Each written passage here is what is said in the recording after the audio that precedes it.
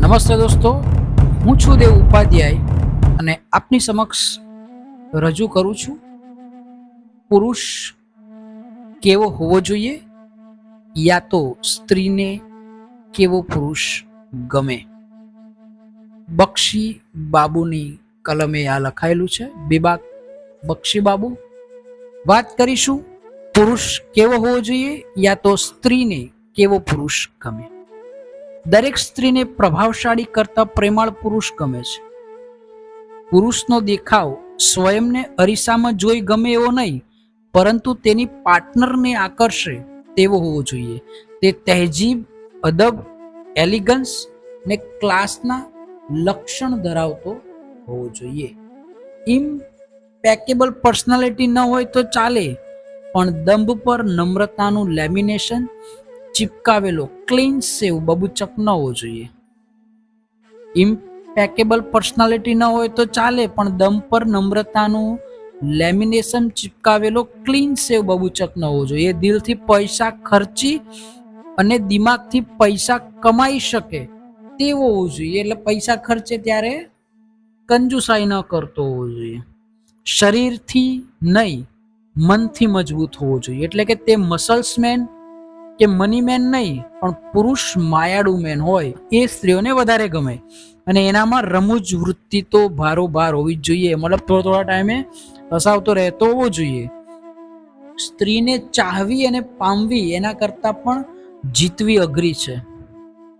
પુરુષ સ્ત્રીને જીતી એના ઉપર વિજય પ્રાપ્ત કરી શકે એવો હોવો જોઈએ. સ્ત્રીને સન્માન આપે અને પોતે જેને અતિ સન્માન આપે છે એ સ્ત્રી માટે શહીદ થવા તૈયાર હોય એ સાચો મર્દ સ્ત્રીને વધારે આકર્ષતો હોય છે.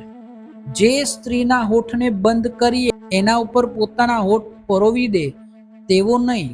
ફરીથી કહું છું, જે સ્ત્રીના હોઠને બંધ કરી તેના પર પોતાના હોઠ પરોવી દે તેવો નહીં, પરંતુ જે સ્ત્રીના હોઠ ખોલાવી શકે એવો પુરુષ સ્ત્રીને વધારે ગમે. જે પુરુષ પાસે સ્ત્રી કંઈ પણ છૂટથી બોલી શકે અને પુરુષ એનો ગેરફાયદો પણ ન ઉઠાવે એવો પુરુષ સ્ત્રીઓને વધારે ગમે. જેના પ્રત્યે આકર્ષણ નહીં પણ ગુરુત્વાકર્ષણ થાય.